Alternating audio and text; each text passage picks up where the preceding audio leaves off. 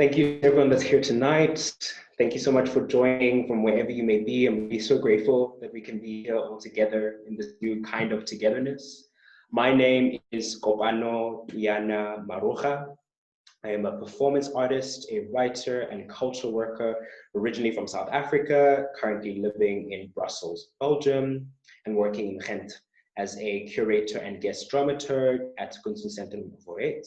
And the poem I just read is entitled "It's Been So Long," and from my forthcoming book of poetry entitled Jesus, Thesis and Critical Fabulations, which will be available soon for international purchase through africanbookscollective.com. Furthermore, I identify as a Black and queer non-binary person in that I do not position myself within the binary gender system of man or woman. I am of Xhosa cultural descent on my mother's side and Sesotho cultural descent on my father's side. I am a Pisces sun, and if my mother's memory is to be believed, a Cancer moon and a Cancer rising, which essentially means I am made of tears. And before I dive into what I'm going to be going into today and some of the reflections that I've prepared, I first want to highlight the current campaign for justice for Mauda Shauri and the hashtag Justice for Mauda movement. And here I'd like to read the statement of the hashtag Justice for Mauda movement. Mauda Shauri was only 2 years old when she was shot dead in a van during a police chase in 2018 on her way to a better life. The officer who fired the shot must appear in court on November 23rd and 24th. He is on trial for involuntary manslaughter. But we all know that shooting at a van full of people does not happen by accident. Afterwards, inaccuracies were spread in the communication by the police and the public prosecutor's office. For example, they initially stated that no firearms were used or that Mauda fell from the window of the truck and died of a head trauma injury. It all turned out to be false. Whatever the details of the story may be, a 2-year-old child died as a result of a police intervention. But this case relates to more than just the individual parties involved. It exposes a number of structural societal problems.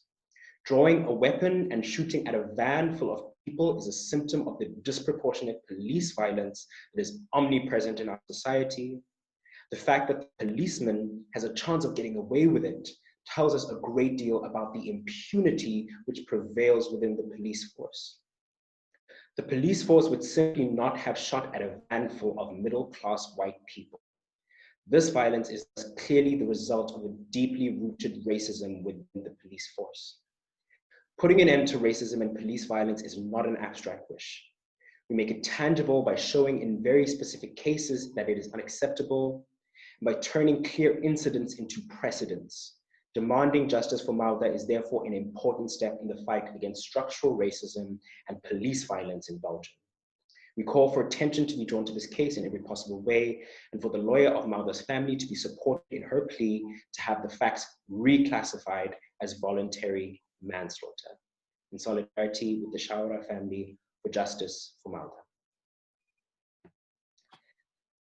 And for those who want to find out more about Justice for Mauda movement and how to get involved and how they can support, if you follow the Hand in Hand Racisme page, they will be sharing more information about that in the future, or you can follow directly the page of Justice for Mauda. I would also like to acknowledge the intense, transformational, and often unprecedented times we're collectively living through as a global community as a result of COVID-19, a virus that has uncompromisingly confronted us with insurmountable grief and loss and continued instability and uncertainty.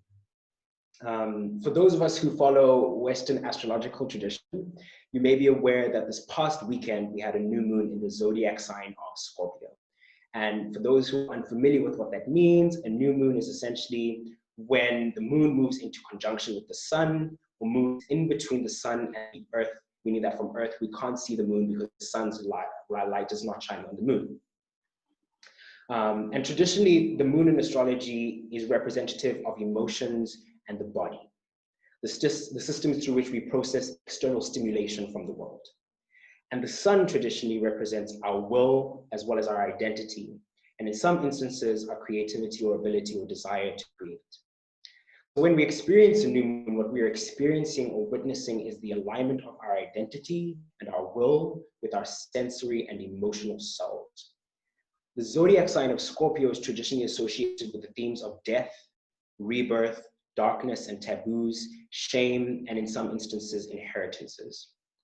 And why I believe this is all meaningful and important is that we are currently grieving the many losses we have and are suffering collectively and individually in what has been one of the most intense years in recent memory and in recent history. And we've also seen an astrological transit where our identities and our sensory capacities have been aligned under the sign of death and rebirth.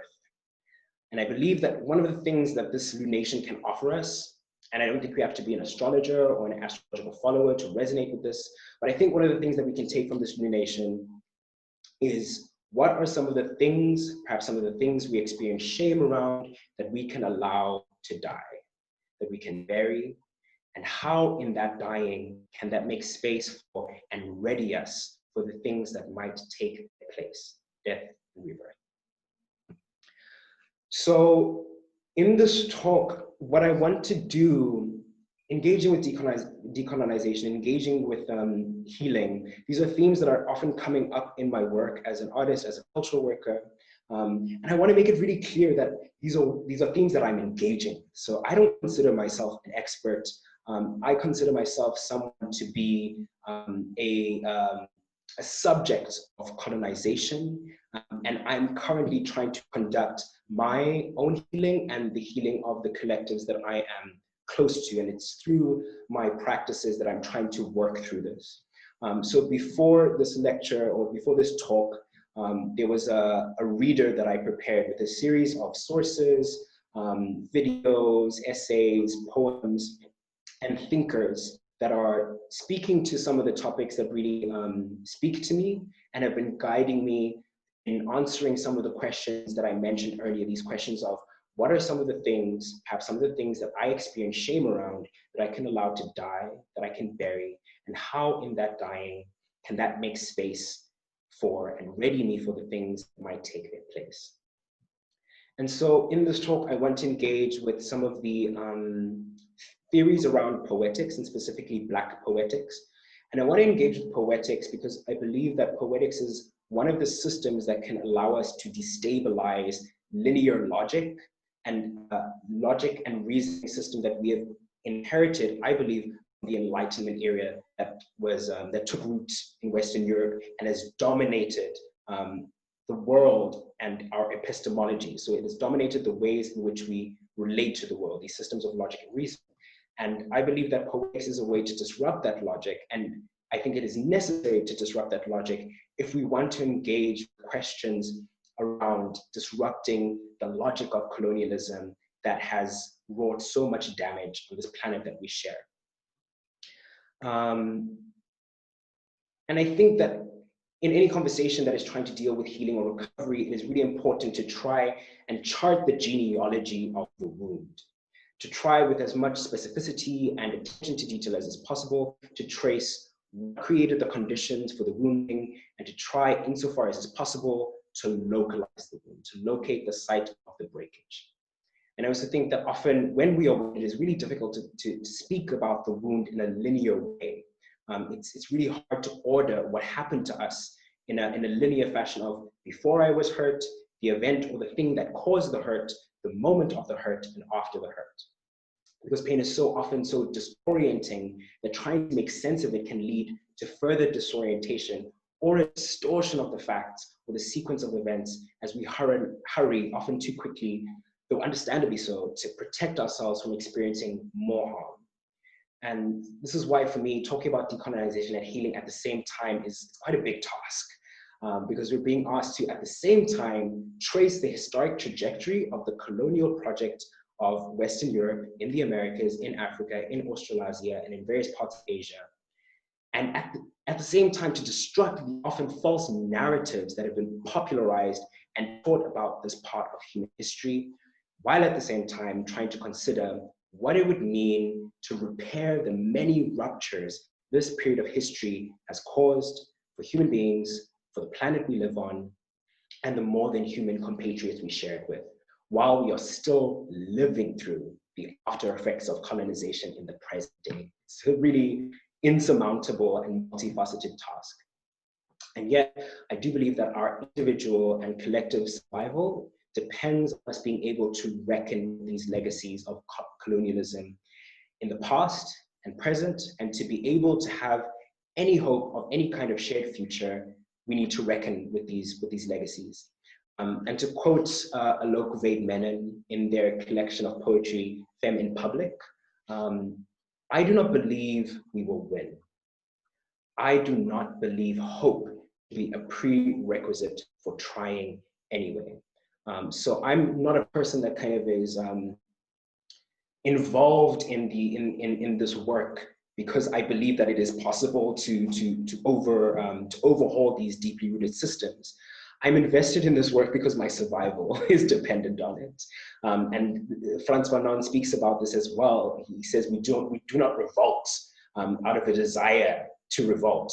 We revolt simply because we find ourselves in a position where we no longer can breathe. So as someone who's trying to do the work of understanding the past, to be able to respond to the realities and challenges of the present, the world of poetry and poetics has been so instrumental for me, because the world of poetics, as I said before, doesn't depend on the linearity of logical reasoning, a linearity that we can trace back to the Enlightenment era of the 1700s. And has created this cultural bias of reason over emotion, logic over affect, brain over heart in certain senses. And poetics offers the possibility of engaging reason and questioning the foundations of that reason, challenging the very premise of much of contemporary society as we know today. And why I think that this is meaningful and powerful work when we're engaging in the sphere of decolonization is that much of the architecture of the colonial project was built on the foundation of logic and reason, foundations that were laid, as I said before, I believe, during the Enlightenment, but predate the Enlightenment in its precursors. And the mechanisms of colonization that I'm thinking of or speaking to specifically are the church, the law, and the economy. And it's my intention to engage somewhat with these elements and unpack some of the ways that they have, I believe, created the conditions that we find ourselves in today, and to share some of the thinkers and makers that are helping me think through the afterlife of colonialism and try and reckon with the work of decolonization.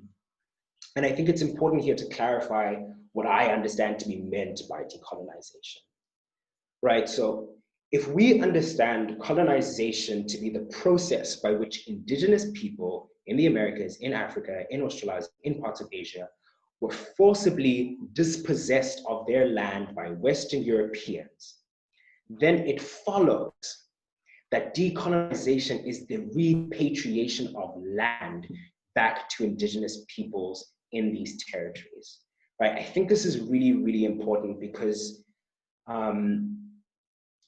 as Eve Tuck and K. Wayne Yang state in their text, decolonization is not a metaphor, describing all struggles against imperialism as decolonizing creates a convenient ambiguity between decolonization and social justice work. Equivocation, or calling everything by the same name, is a move towards innocence that is especially in vogue in coalition politics among people of color. And why I think this is important is because often decolonization can be kind of lumped in with the work of anti-racism, the work of anti-sexism. And I think it's important to understand that sexism, racism, systems of oppression based on categorization and identity have been fundamental mechanisms in enacting the process of colonization.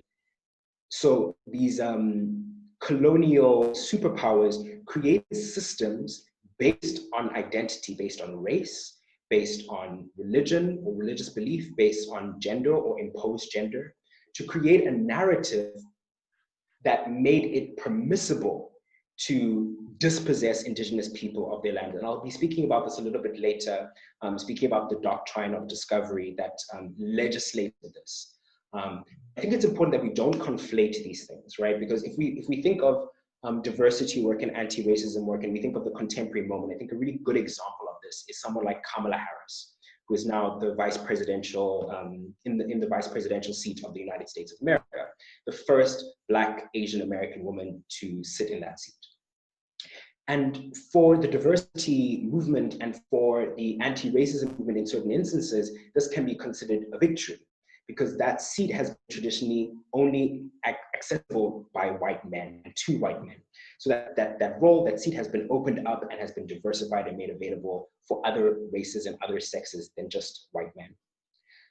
The reason why I do not believe that this is part of the decolonization story is because someone like Kamala Harris, who is a vocal supporter in a certain sense of a nation state like Israel, which is a colonial project and is guilty of enforcing apartheid on Palestinian people, we cannot consider a Black woman stepping into or falling into the seat of an imperial nation as a decolonial act or a decolonial event.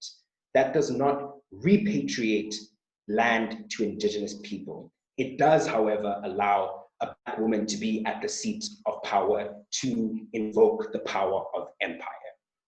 So those are different things for me, and I think it's important that we speak about them as different things. But for now, I would like to engage the poetic work of Koleka Putuma, who is a queer South African poet and theater maker. And particularly, I'll be sharing the work Water that I included in the read that I mentioned earlier, because I think it engages with some of the themes that I'm quite interested in that I've mentioned a bit earlier. I won't share the whole thing, but I'll share a significant portion of it. So let's get it ready.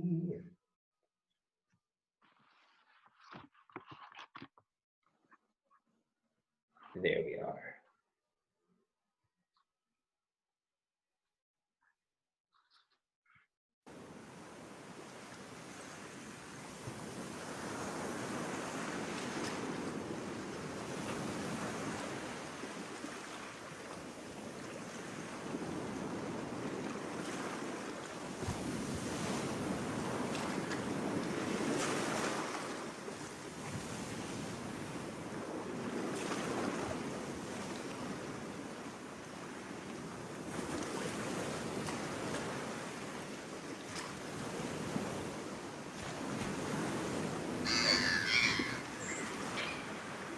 The memory of going to the beach every New Year's Eve is one I share with cousins and most people raised Black. How the elders would forbid us from going in too deep, to giggle, to splash in our black tights and ShopRite plastic bags wrapped around our new weaves, forbid us from riding the wave for fear that we would be a mass of blackness swept by the tide and never to return like litter. The elders forbid us as if the ocean has food poisoning. I often wonder why I feel as if I am drowning every time I look out into the sea. This and feeling incredibly small. And I have often heard this joke about Black people being scared of water or not being able to swim. We are mocked, and we have often mocked ourselves for wiping our faces the way that we do when we come out of water, compared to how they do it all Baywatch-like, and how we so ratchet-like with our postures and kink. Every time our skin goes under, it's as if the reeds remember that they were once chains, and the water, restless, wishes that it could spew all the slaves and ships onto shore, whole as they had boarded, sailed, and sunk. Their tears are what have turned the ocean salty. This is why our irises burn every time we go under. Every December 16th, December 24th, December 31st, our skin re-traumatizes the sea. They mock us for not being able to willingly throw ourselves into something that was instrumental in trying to execute our extinction. For you, the ocean is for surfboards, boats, tans, and all the funky stuff you do under there in your bathing suits and goggles. But we have come to be baptized here. We have come to stir the other world here. We have come to connect our living to the dead here. Our respect for water is what you have termed fear. the audacity to trade and murder us over water, then mock us for being scared of it, the audacity to arrive by water and invade us. If this land was really yours, then resurrect the bones of our colonizers and use them as a compass, then quit using black bodies as tour guides or the site for your authentic African experience. Are we not tired of dancing for you, gyrating and singing on cue? Are we not tired of gathering as a mass of blackness to atone for just being here, to beg God to save us from a war we never started, to march for a cause caused by the intolerance for our existence? Raise our hands so we don't get shot. Raise our hands in church to pray for protection, and we still get shot there too. With our hands raised. Invasion comes so naturally for your people. So you have come to rob us of our places of worship too. You have come to murder us in prisons too. That is not new either. Too many white people out here acting God. Too many white people out here doing the work of God. And this God of theirs has my tummy in knots. Him and I have always had a complicated relationship. This blonde hair and blue-eyed Jesus of my Sunday school has had my kind bowing to a white and patriarchal heaven, bowing to a Christ, his son and 12 disciples. For all we know, the disciples could have been queer. The Holy Trinity's weird twisted love triangle, and the Holy Ghost transgendered, but you will only choose to understand the scriptures that suit your agenda. You have taken the liberty to colonize the concept of God, give God a gender, a skin color, and a name in a language we had to twist our mouths around. Blasphemy is wrapping slavery in the gospel and calling it freedom. Blasphemy is having to watch mankind use the same gospel to enslave each other. Since the days of Elijah, we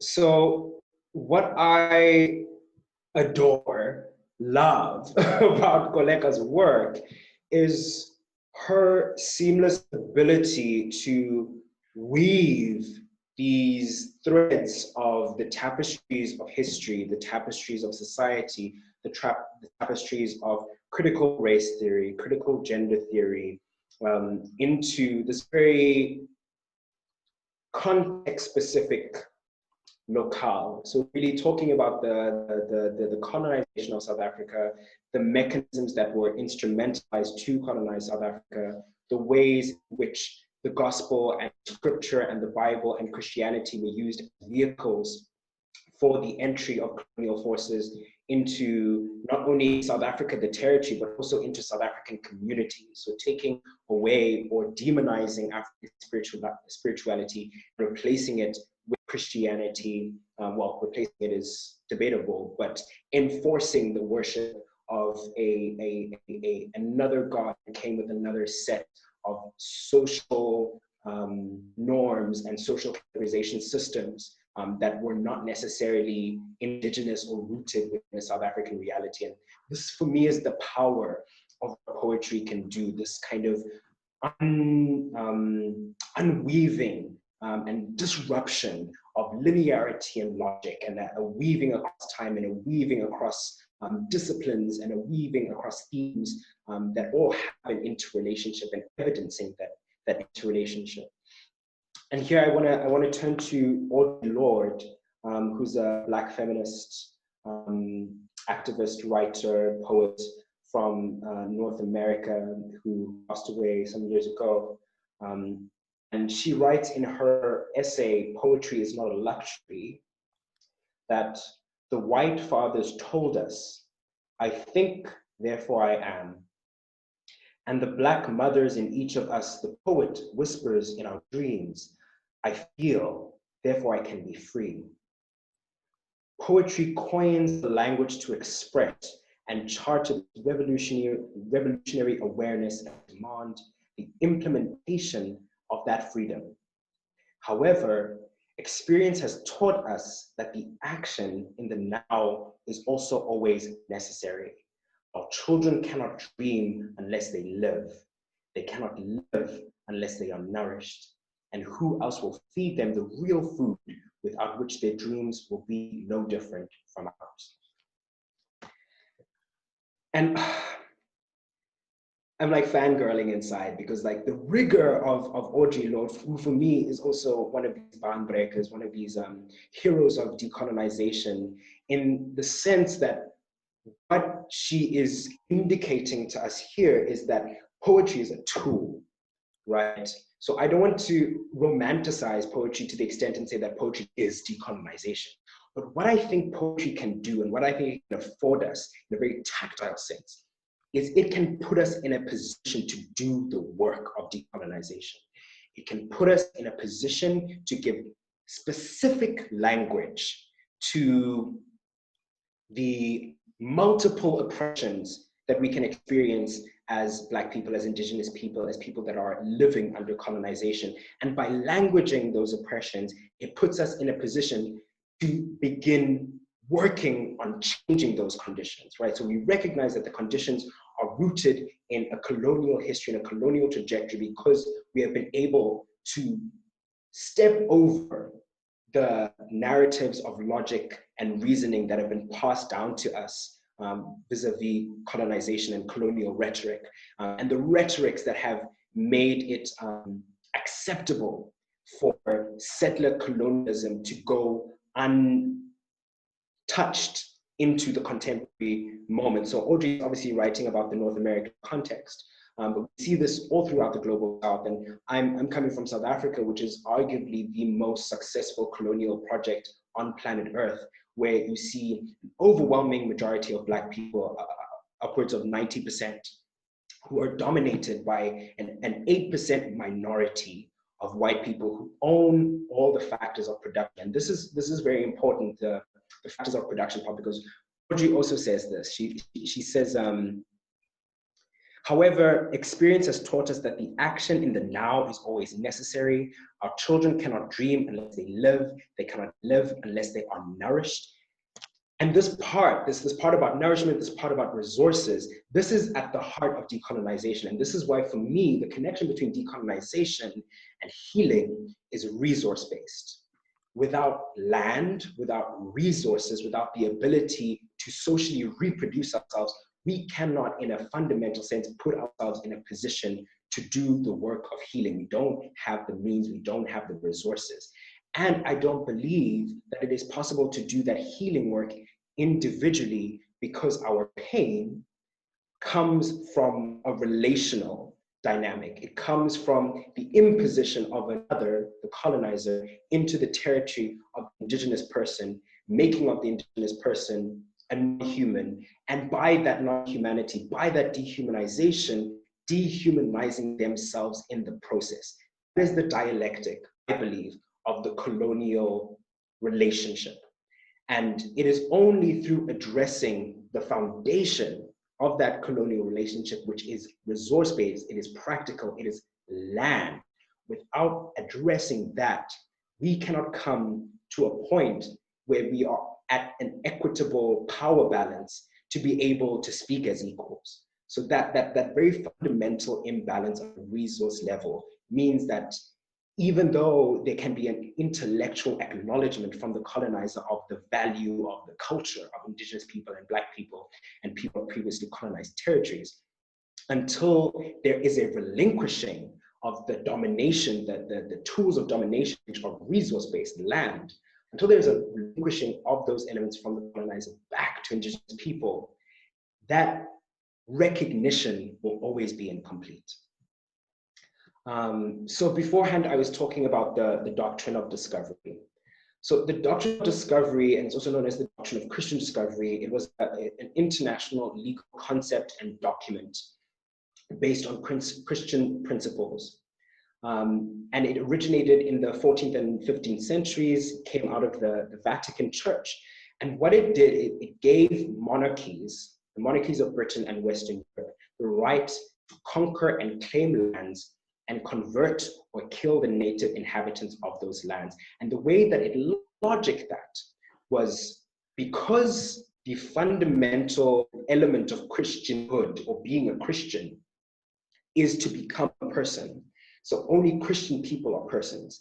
And this is why the missionaryhood became such a big element of the entry into Africa, because the logic was that these indigenous people are non-human because they do not have God inside of them, right? They do not have the Christian God inside of them. So our only options to bring them to humanity out of their non-humanity is to make of them Christians or to kill them. And we have a right to their land because, and I think it's in Genesis that this is written, the book of Genesis in the Bible. In the creation of the world in 7 days, towards the final days, I forget which day. Sorry, it's been a long time since I've been to church. But in the final days of the creation of the world that God was doing, he creates man, he creates humans. And it specifically, I mean, this may be the translation, but the way that it's worded in the King James translation is that he created man to have dominion over the earth. So the Christian logic of not only being the chosen people of God is also the chosen people to have dominion over the land of God, the land of the earth. And this is the logic that the Doctrine of Discovery was built upon. And why the Doctrine of Discovery is important is because this is the 14th, 15th, and 16th, the 14th, 15th, and 16th centuries are the era where we start to see the fundamental constructions of Roman Dutch law, which is predominantly the legal system that we operate with globally. So this creates the foundation for property rights. It creates the foundation for the ideology that is attached to land ownership. And it also creates the foundations for segregationist policies around land ownership. So here we have the Doctrine of Discovery, 15th and 16th century. And then in Southern Africa, in the 1800s, when we have the colonization of the British in South Africa, we have Cecil John Rhodes, who was the Prime Minister of the Union of South Africa at the time, creating legislation called the Land Areas Act that was made to intentionally segregate different cultural groups based on this logic. So it was the logic that in the first instance, these people cannot govern over themselves, which is why I'm here as Prime Minister. And secondly, because they cannot govern over themselves and because they are so uncivilized, I need to dictate where it is that they can live on their own land. And I need to construct it in such a way that it is convenient for the development, the economic development of this country and the securitization of the Cape Colony, the port, that was the main interest, or one of the main interests of the British colonization in South Africa. Securing that Cape Colony port that was a really important trade stop during that time. So this is, for me, this is why this is really a really important and a fundamental piece of legislature, because it really sets up the architecture for land relations between indigenous people in the global south and colonizers. And those terms are set on the terms of the colonizer, and they are set in the interest or through the language and through the logic of Christianity. And this is how Christianity, or the church, and the law, they go hand in hand to create the conditions for indigenous land.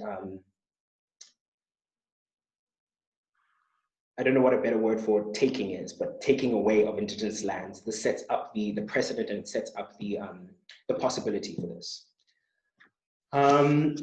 So in kind of like the preparations for this, the reader, I included some texts of Frantz Fanon, who was a Martinican psychiatrist and advocate and activist and writer and thinker, who has been very important for post-colonial studies and decolonial studies.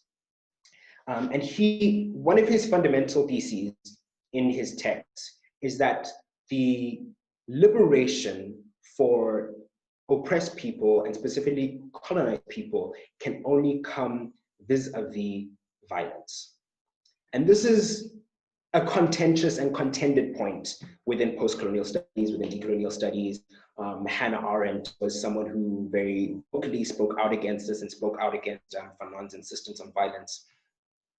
But for what Fanon theorized was that the only means for attaining selfhood of the dehumanized person is through violence, because it is the only language of colonial relations, right? And this is why what I said earlier about the genealogy of the wound is really important. If we accept or we understand that the relations of colonialism were set up through the grammar of violence, it then follows that violence will need to be part of the grammar of the restitution of that land. And I want to make it clear here that I believe that violence can mean many different things, right? There can be tangible fisticuffs, taking up arms, but there's also such a thing as epistemic violence, right? Ontological violence. And part of what I think poetry and poetics allows us is a certain kind of epistemic violence, is a way to rupture the logic and reasoning of coloniality. However, I do not want to create the impression that I believe that we will poetry ourselves out of neo-colonialism. I don't believe that we'll poetry ourselves out of oppression, but I do believe that it's important and viable on epistemic violence or technique of epistemic violence to rupture that logic, to bring ourselves to a point of selfhood, or an understanding that we have a self in our opposition to the logic of whiteness and the logic of colonialism. And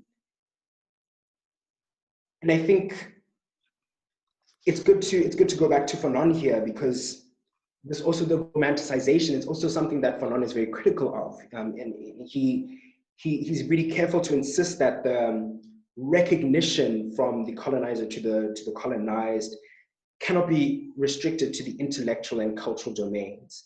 So he also critiques the negritude movement, which foregrounds this view that cultural recognition is an important part of the of shifting power relations, and the acknowledgement of the aesthetics and cultural practices of Black people.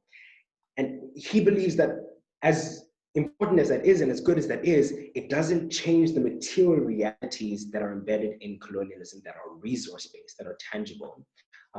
So these movements towards intellectual and cultural acknowledgement, I feel, can be beneficial for us, for ourselves, to heal our sense of selfhood and recognize our selfhood and recognize as Black people, as Indigenous people, that we come from a rich lineage of people, and that we have received a narrative from colonial forces that this history is not good, is not viable, is not rich, is barbaric, etc. And part of our own decolonization, the decolonization of the mind, as Guationgo calls it, is that acknowledgement of going back into our cultural practices and understanding the genealogy from which we are descended. I think that is very important work, because I think it puts us in a position to begin to understand how we can do that decolonial work of resource acquisition. And this makes me think of a really important thing that Toni Morrison says about the function of racism. A very serious function of racism is distraction, right? So she said she believes, and this was in a speech at a university, and I forget which, but she speaks about how what racism does to Black people, to Indigenous people, is it puts us in a position where we are forever explaining, and we're forever trying to prove the validity of our cultures and the validity of our history and the validity of ourselves.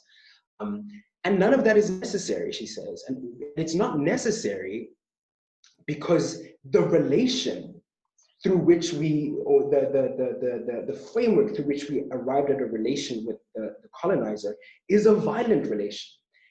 Inherently, it entered with the assumption that we as people were lesser. And because that logic is embedded in structures like the church, like the law, like the economy, like the justice system, like the property rights distribution and resource distribution system, it is not possible to speak someone out of that logic. Getting out of that logic is a practice, and the practice comes in the restitution of the resources. So not the nodding of the head and being like, I understand that your culture is beautiful and I listen to Audre Lorde, and yes, go off.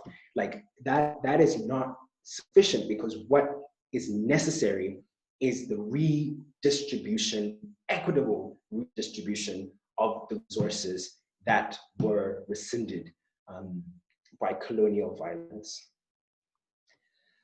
And so on that point, I want to speak about cultural reclamation. I want to end with a poem by Ariana Brown, who is another North American poet.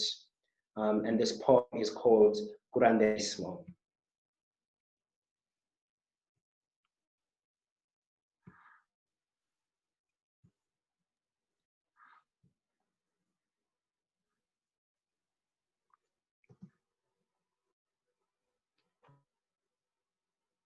Curanderismo means healing. Once, a few white men invaded my country. Their horses' jaws flooded with war in the thick skin of my people. They spent 3 years killing and bargaining their way to power. The Spaniards captured the Aztec capital in 1521. Did you know that Aztecs, unlike other native groups, still live in the capital today? Every dark person is taught to recognize the soft wrists of cowards, to observe and lie in shadows, marking a return, or at least a survival. So here we begin. Curanderismo, a folk healing indigenous to Mexico which arose after the conquest. The union of Indio, Spaniard, and African traditions blended to cure susto. What medicine do you know that can lift the wounds of the dead, return the living their souls? What language besides this can name historical terror in one word, vaporize it in the light? And let them make their egg jokes, whisper about witchcraft. They know nothing of touching the world without an impulse to own. And they call us dirty, as if being covered in the earth is wrong, as if the dirt has ever held our throats and threatened to kill our mothers. The point is, it takes love to name the damage on one's own body, to say, I deserve freedom here, too. I am a woman who is afraid to say depression. I am learning the uses of rosemary oil. I am trying not to be embarrassed about my Spanish. Divided country girl who washes herself with poems and finally gets to the therapist. Lucky that out of 50 counselors, I'm assigned the one who is also a curandera, who tells me, Ariana, it is okay to not know the names of your ancestors, to have lost the specifics. The Western world would have you believe that only what is written is true. We never really lose our ancestors. Do you feel them in the room with you now? Do you feel your feet still on the ground? I will teach you a song and you may sing it however you please. The melody is not important. The feeling is. It's how you've known all along that you are connected, that you know what you need, that you have never been alone. 3. The prayer of the 4 directions began in the temples of Tenochtitlan. After Cortés and his men burned the temples, they built Spanish churches in their place. I read in a book my curandera gave me that energy is preserved, that to this day, Aztecs return to the site of the temples, face the east, and continue to pray. The lesson, if you are alive, you are descended from a people who refused to die. Nothing is more sacred than you.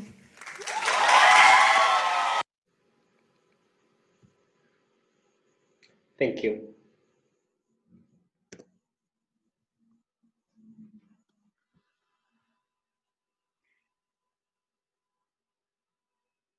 Okay, Kopano, I think we are at a loss of words. This has been a very, very, very amazing conversation. I would not know where to start. I I immediately posted something that I had recently read about epistemological injustices, where this author, Ramon, has taken us from the time of Descartes, where he criticized, where he presented himself as the source of knowledge without any links to geography. And Ramon has brought us through 4 genocides to actually discuss how we have shifted from that time of Descartes, the whole concept of I think, therefore I am, in a sense implying that the rest are not. But it started off as a critique towards on religion, really. It was a critique on Christianity. If Descartes was criticizing Christianity, so the people who don't think, then they are not Christians. So it was very simple. There was no race involved. The racism evolved over time and very much linked with geography, very much not Descartian at all, very much linked to space and time. And it has brought us through a phase of conquest. So that's why we have also expressions of I conquer, therefore I am, with a conquest where libraries destroyed and people's epistemologies denied, negated, buried. The time of the heretics and witches, where it was directed at women because women were the libraries. Now they were not going to burn the real physical building of libraries. No, they were burning the women because the women were the libraries. So again, it was destroying the knowledge systems. So you have brought us right through all these passages in what you have told us today. And indeed, the quote of Audre Lorde is then very, very apt when she says, the master's tools will never dismantle the master's house. Again, a phrase that is echoed by Chinua Achebe when he says, until lions have their own historians, the history of the hunt will always glorify the hunter. So I don't know, I don't know what you can add on to this before I can pose my question, or if anybody else. I was just trying to sum up a little bit of what I understood. What do you think? Yeah, I think that summation covers a lot of the kind of intellectual ground. I suppose there's several things that that come to my mind. In the first instance, and I think this is because I see Ms. Daria Wilson in the audience, who is my heart, my soul, my everything, and has been such an amazing teacher to me. And there's something amazing that Dari said to me about, I think that really just sums up everything that I've spoken about. And she said, how do we get to the feeling place? Right, so the intellectualization, the theory, like it's useful, it's nice, but that doesn't speak to the degree to which we have experienced harm. It doesn't speak to the degree of harm that we witness in the devastation of our communities, of our loved ones, of our planet.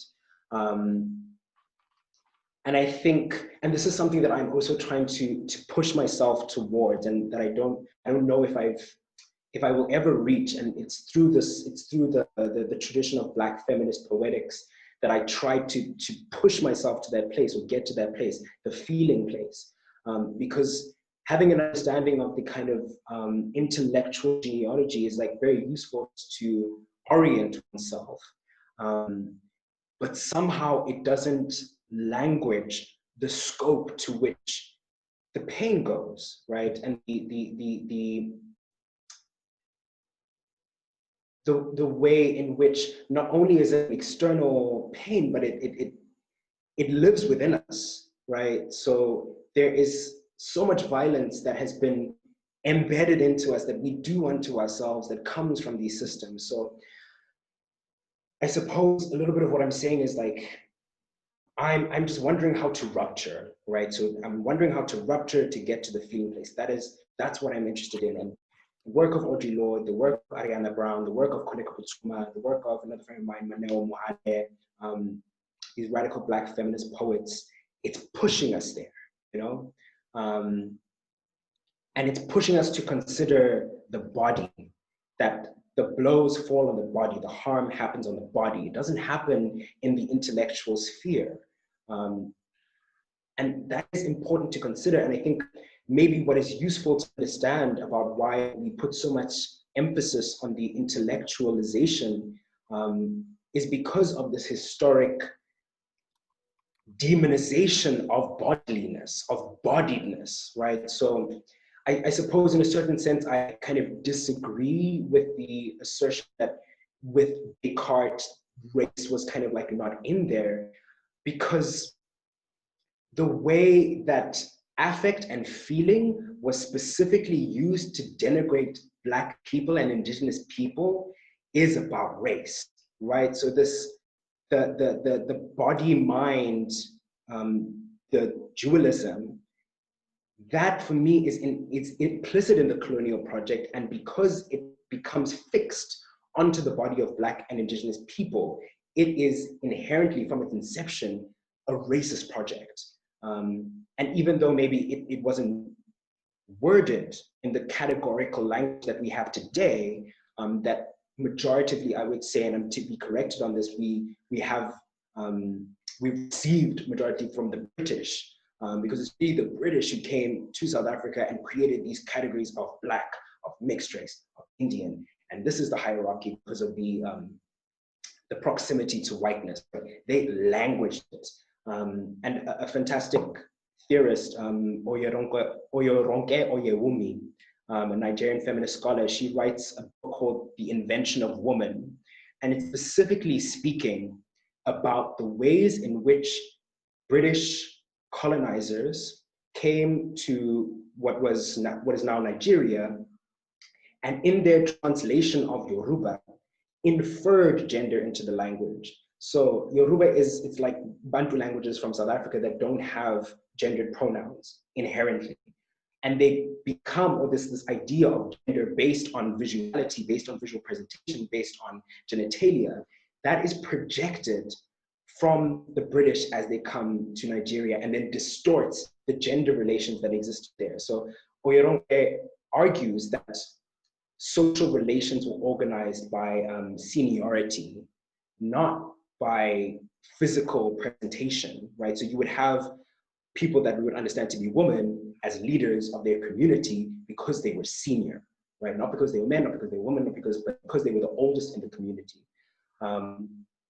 So yeah, I mean, kind of two minds. I think like it's so important to do the genealogical work, to be able to trace the inception of the wound. But there's something that happens in that process, and it's Alok said this to me, that like we think that because we've said it, we've done it, or we've healed it, or we've worked through it. And this is I think one of the failings of our kind of like logic and reason-based society, is that we think that we're doing something by talking. You know what I mean? We think we're, and I don't want to diminish the power of words and the power of language. I do believe that words are very powerful. But the imbalance of the intellectual is something to be addressed, or something to be engaged with critically. I have a question from the audience, from Els. Can healing of internal pain or old wounds be seen as a universal thing?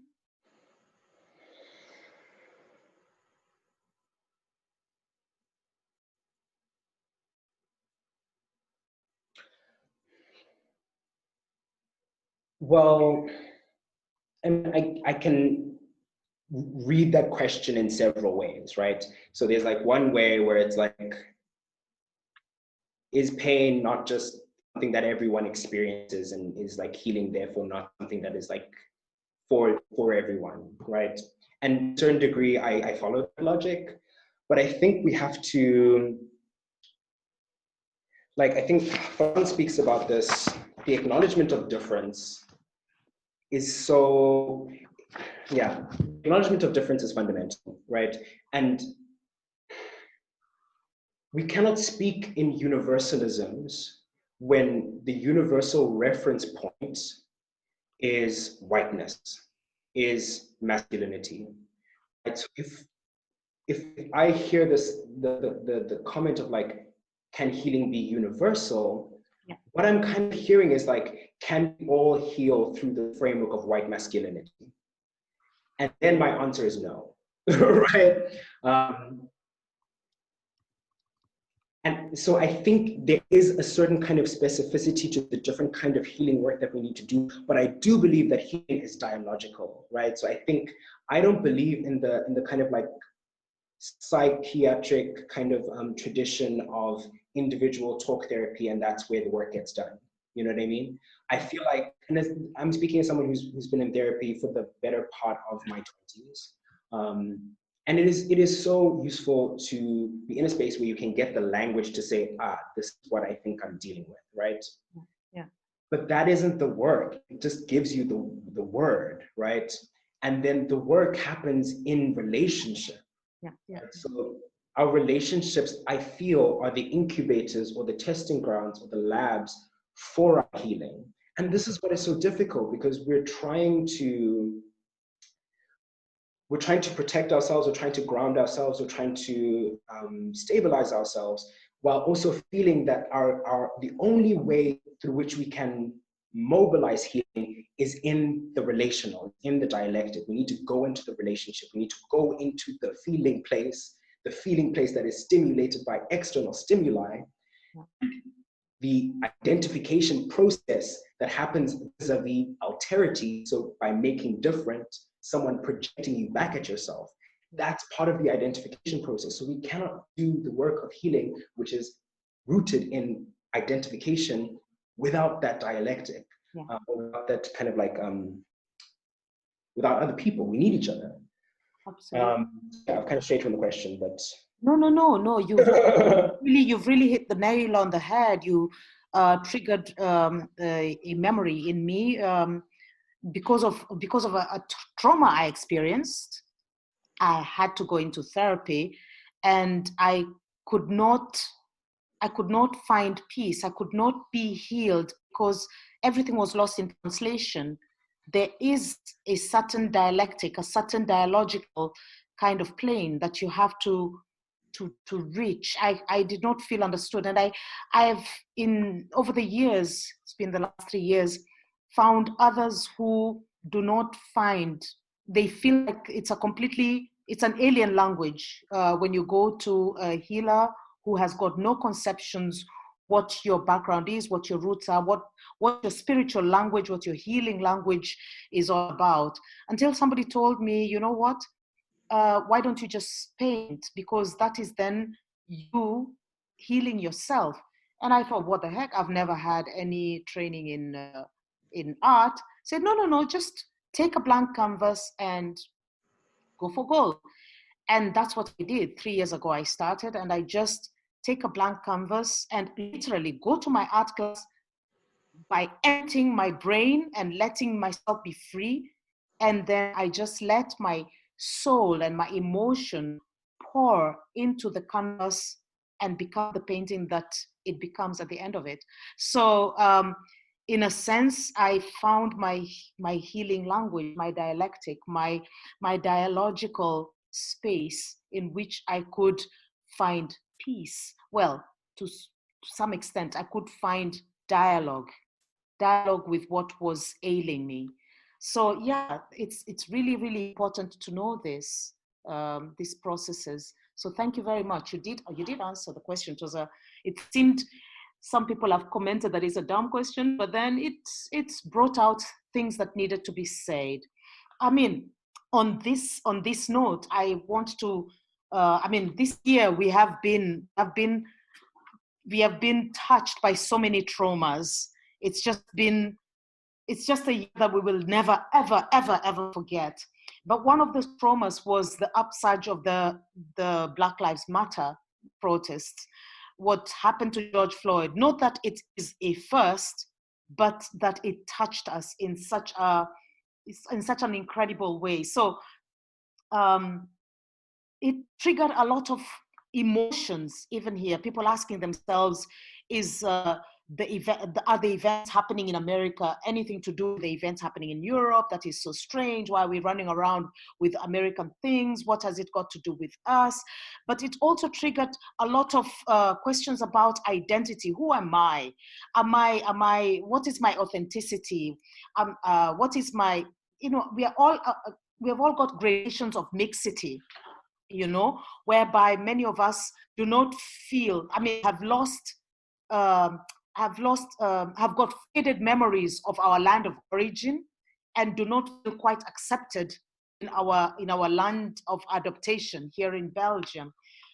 But then I wonder when some of these mixed feelings raised questions of, for example, which are summarized by Frantz Fanon when he says, as disheartening as it might be, I still draw the conclusion that for Black people, there is no destiny but that which is white. I don't know. Do you concur with Fanon's view that the future of Black people can only be white? Or are Black people bereft of any agency or know-how or willpower to determine their own future? Or do you see a link between the colonial trauma and issues raised by the Black Lives Movement, the issues that were raised by the Black Lives Movement? I know it's complex, but what do you think? Because sometimes Fanon can be quite a challenge. And I think this was just a provocative statement, but what do you think about it?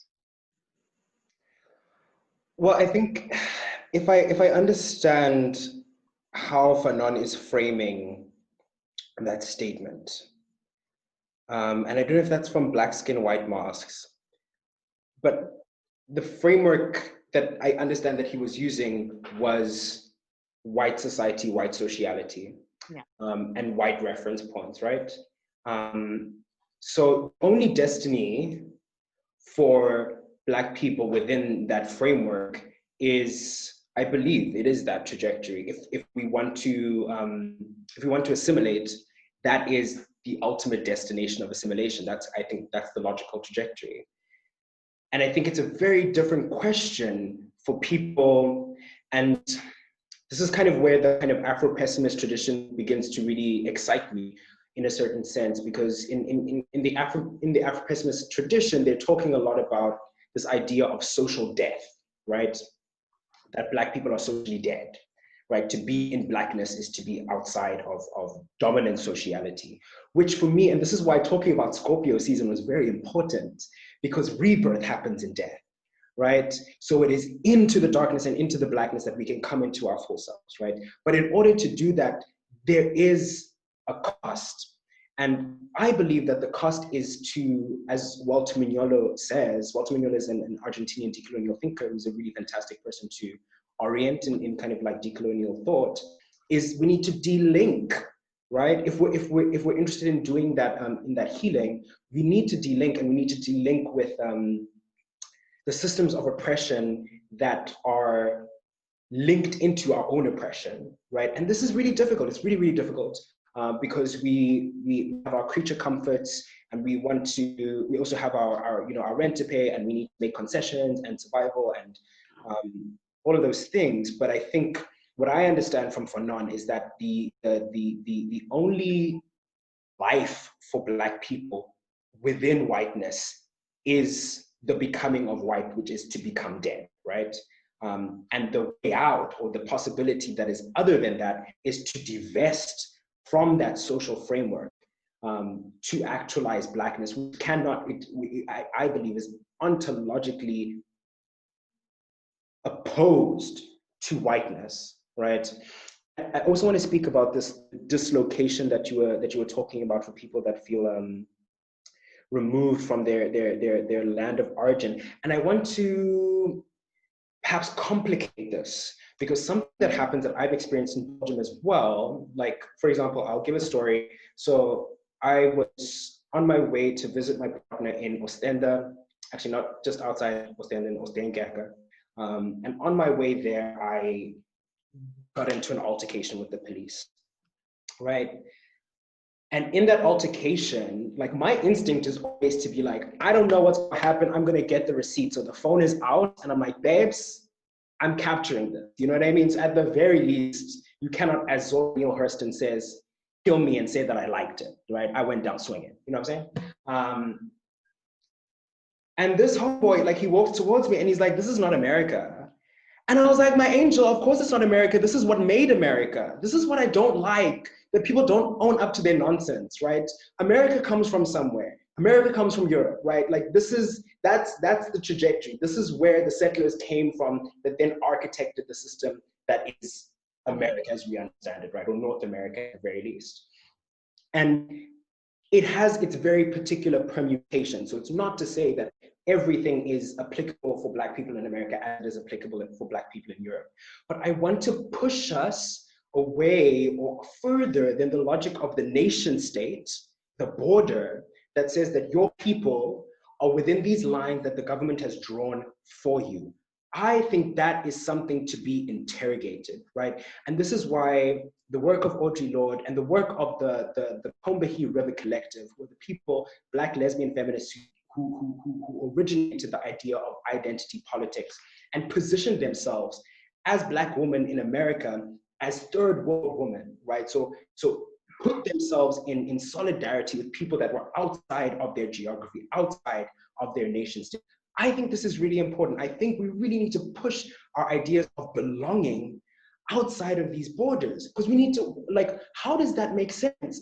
Some white man drew a line on a map and now that's where you come from, right? And this is a perfect opportunity to talk about the Berlin Conference, which was, you know, the powers of Western Europe sitting around a table and dividing up Africa. And now this is where African people come from. These are their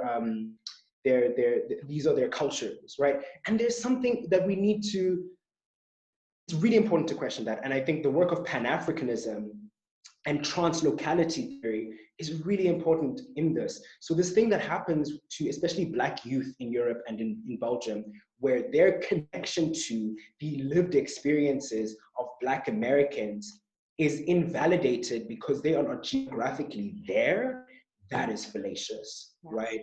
Because white people have the ability to create that kind of relationality, right? So if you think of the world wars, if you think of the allegiances through the UN, those are across nation states, right? So, and this is what Fanon is talking about. He's like, personhood is the privilege of the white man alone, and the Black man is sealed into thingness, right? So Black people are things that come from a geographic region, and white people have the ability to be persons across nation state lines. This needs to be fundamentally questioned for ourselves. For the survival of ourselves, we need to begin thinking outside of that logic. Thank you very much. That was powerful. I want to come back to that again, but then there are some really interesting questions that have been posed. I'll run off with Kun's question on reparation, where he asks, is the utter idea of decolonization the reclaiming, redistribution of land that was taken by the colonizer? Or do we even have to think one step further, the fact that colonization is not only the acquisition of land, but also the acquisition, appropriation of the physical body of the colonized, which is even more violent than acquisition of land?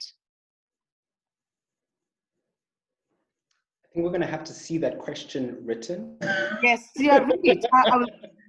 I think, wait, you know what? I'll copy it and send it to you. I know, I see it here in the chat. Because it's a little bit lower in the chat, so I'll send it to you. Wait a second. So meanwhile, I can ask another one, quick one.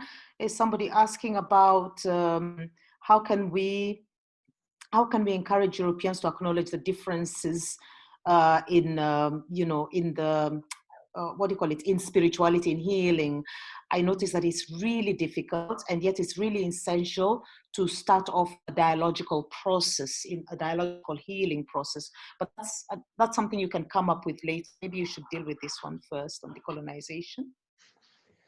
Okay, so I see Kun's question, Yeah. and what I'm understanding from the question is, okay, is decolonization about repatriation of only land, or does it also have to extend to the claiming of, so just reversing the roles in a certain sense, or reversing the role of colonized and colonizer?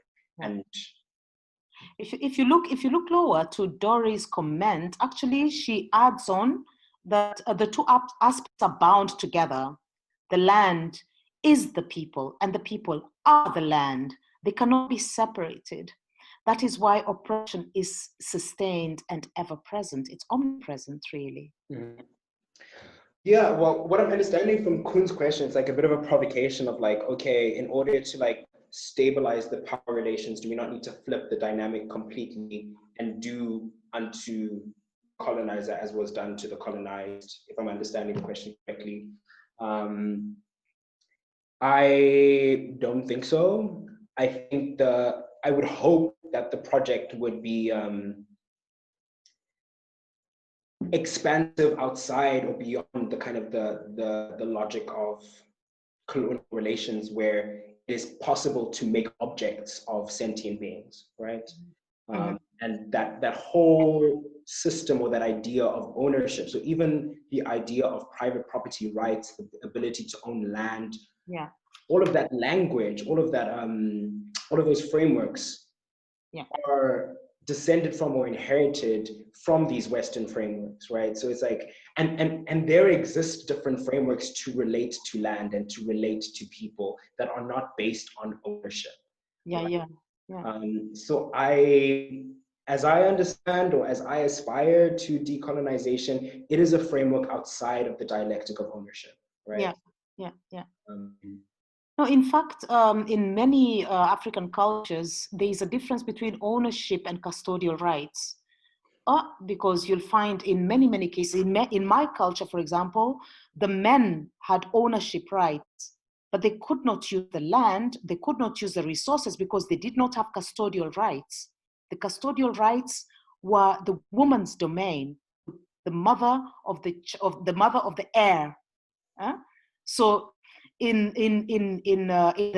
the dominant male discourse, it seemed as if the man was it, but actually he was like a toothless bulldog, because it was the woman who could use it on behalf of her children, who were the heirs to the land. So yeah, there's always a whole paradox in all these discussions. Now, somebody else is asking a question about, can you go into more detail about the use of the US as a way to displace agency when enacted by Black people within the European context? I think that was always coming through with the lit questions. Well, okay, first what I'm going to do is I see this really fantastic comment of Charlotte de Roy. I think there was agency all along among people under colonization. It was again hidden in the archives. I think that's such an important comment to make. And there's so many people that are doing such important work in reclaiming agency and speaking back agency into the archives, like Sadi Hartman, fantastic Black American literary scholar, and whose work is really chef's kiss. So thank you for that comment, Charlotte, and nuancing that. And maybe that's an interesting segue into Dari's question about going into more detail about the use of the US as a way to displace agency when enacted by Black people within the European context. Yeah, I think this is really important. Or like, there's something niggly here. There's something very complex that happens here, where this strange thing has happened, where by proxy or by virtue of the kind of cultural hegemony of the United States of America, there is this false equivocation with that hegemony, or that like ever-presence, or that dominance of America with Black Americans, I think, and the rhetoric and the discourses of Black Americans. And I think what's really complicated about it is the resources that are available to Black Americans to disseminate their work. And when I say resources, I'm thinking about the language, which is English, the comprehensive systems of media production and distribution throughout the world, which has been set up by virtue of the US's kind of trade relationships internationally, means that their discourses can proliferate in the Anglophone world, right? And it can create this, I guess, this kind of this sense of omnipotence or ever-presentness. And this is a really complicated thing, because then what happens is like what happens with kind of like the African diaspora and Black people in Europe is there's this like narrative of like Black Americans are taking up all the air in the room, you know? And a part of me is like, okay, but we also need to think beyond scarcity logic, right? Like that there can only be so many people speaking at a time. And so this whole kind of like a seat at the table logic, or like there are only so many pieces of the pie, and if the Black Americans are eating all the pie, there's not going to be pie left for anyone else. And for me, I'm just like, I don't know, we can push ourselves further than that, right? Because that erases so much of the work that so many different kinds of people are doing in so many different kinds of spaces. And I think that they can be, yeah, I think there's something reductive about the way that we engage with the kind of the hegemony of Black American culture. And I feel like there's nuance there. I don't know if I can speak to that nuance as someone who's not of the Black American experience, but has experienced the kind of, like if I just think of my university trajectory, like the majority of Black scholars that I was engaging with or encouraged to engage with by professors were predominantly Black American, save for people like Frantz Fanon and Steve Biko and Bessie Head. And, you know, there were local Black writers and theorists that were definitely promoted, but like the people that, the big names in the university industrial complex come out of America. And I mean, to a certain degree, I would think that's because United States of America has created a certain kind of economy for the distribution of that kind of, those kinds of discourses. So that would be my answer to that, like nuance required, but maybe I'm not the girl to give it to you. And then I want to answer a question that I think we kind of, we lost a bit in the source, about the recognition of spiritual traditions outside of the European canon. I think it's really important. First of all, this text is like a must read. My background's being a lot. Yeah, but you know, you can just text it in so that we have the reference.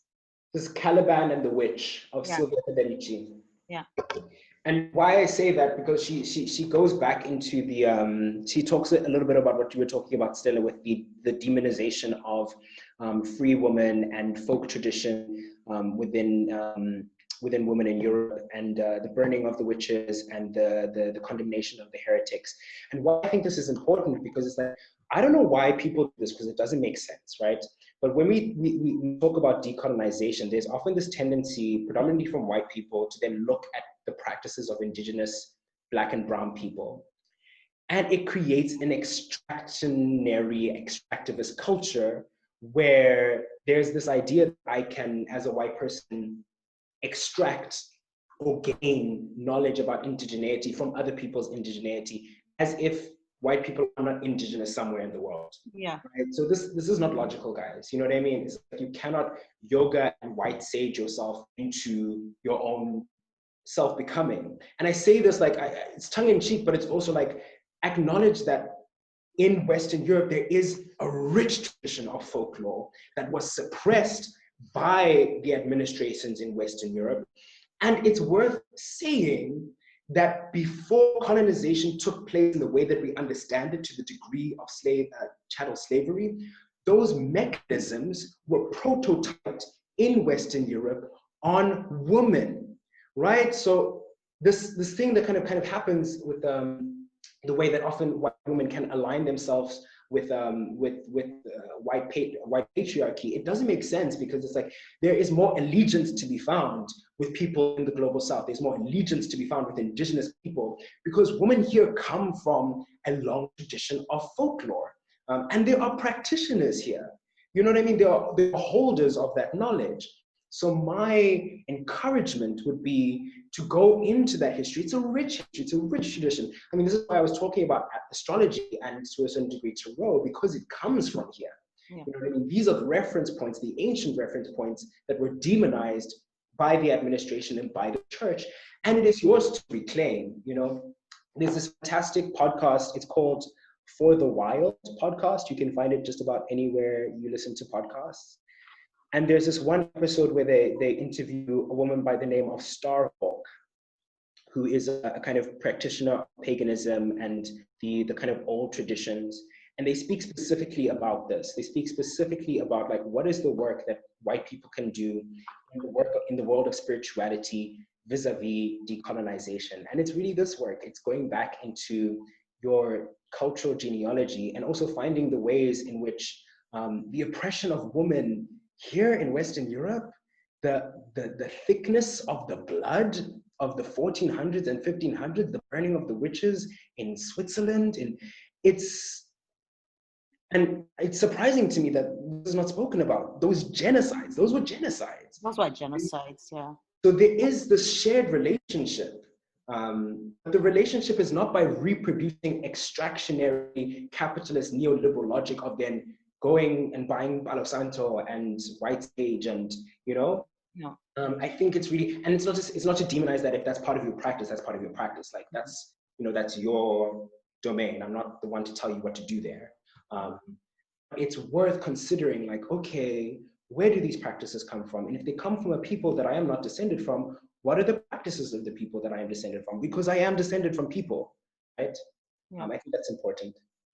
I think no, that is really, really sharp what you've said. I mean, it really brings us to another level because it is not just the genocide of these women, but was actually femicide. It was actually epistemicide because there were libraries that were destroyed in these women and their knowledge systems. You know, when we attended a webinar together, Decolonize Gender, Gender and Gender, you brought this up about the colonial traumas, and you refer to it not only with respect to people of African descent, but also with respect to what you refer to as the legacy of colonial traumas in the West. And you've touched on this. Okay, you've touched on this with respect to women, but then it's also interesting to know that certainly in the context of all the traumas that have been regurgitated in just this year, you know, how again we can jumpstart our bearings, because like you mentioned just now, our bearings are off if we keep on extracting and keep on making it seem as if it's got nothing to do with us. So how can we jumpstart our bearings and start to heal from all these traumas, especially the colonial traumas? What should they keep in mind as they go along in their anti-racism and decolonial kind of challenges? And what challenges do you foresee in the future? What tips can you offer to facilitate some form of solidarity, co-creation, co-participation, maybe mutuality towards a shared future, towards a place where, you know, we can head? It sounds utopian, but certain principles can be set in motion.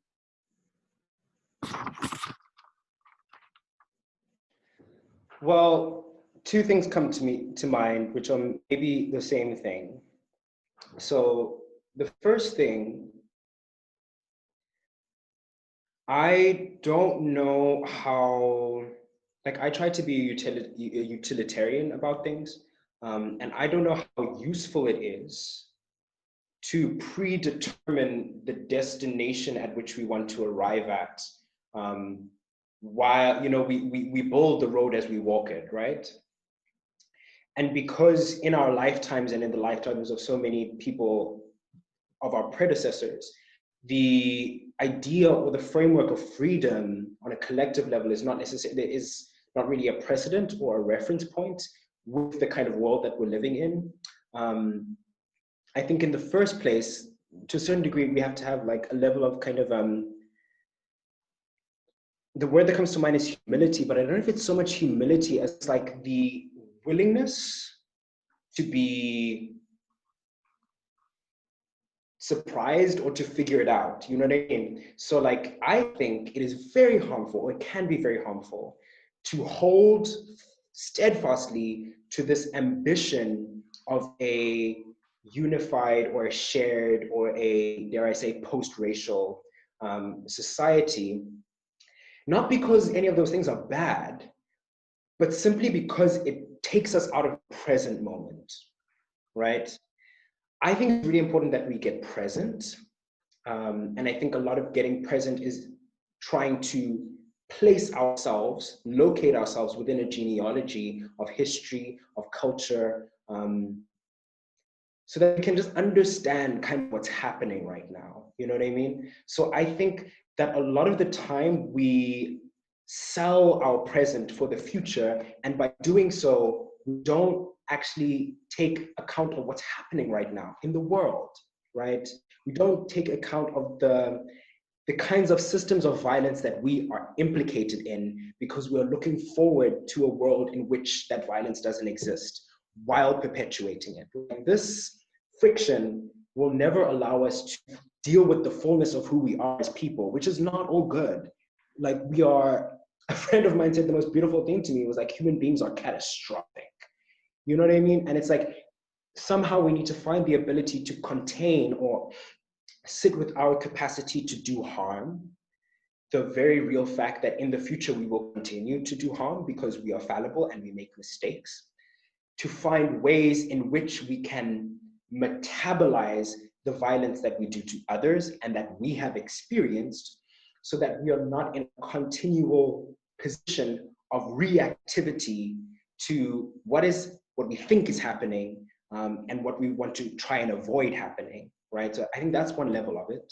Yeah, I think it's so amazing how you've brought us back to Audre Lorde's statement and Chinua Achebe in a most bizarre way that we're going to conclude our conversation. You've brought us full circle. You literally have. So I mean, I would listen to you all night, all evening, all week, all year, but we have run out of time. And I cannot tell you how amazing this journey has been. I feel like you've just pumped my head with all sorts of libraries, all sorts of, I am reeling with knowledge. And thank you very, very much for sharing your ideas, your thoughts, being so upfront with how you feel. And I feel like you open up your heart and you let us all in. Thank you very, very much for that.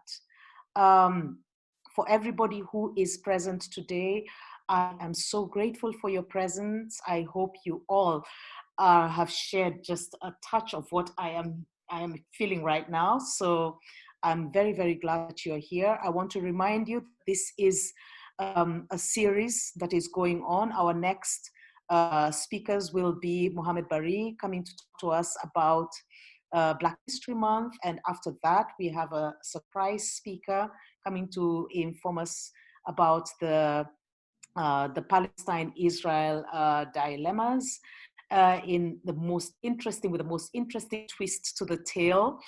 And after that, in a date to be announced, there will be somebody coming to talk to us about Pan-Africanism. So stay tuned. This is interesting. So stay tuned.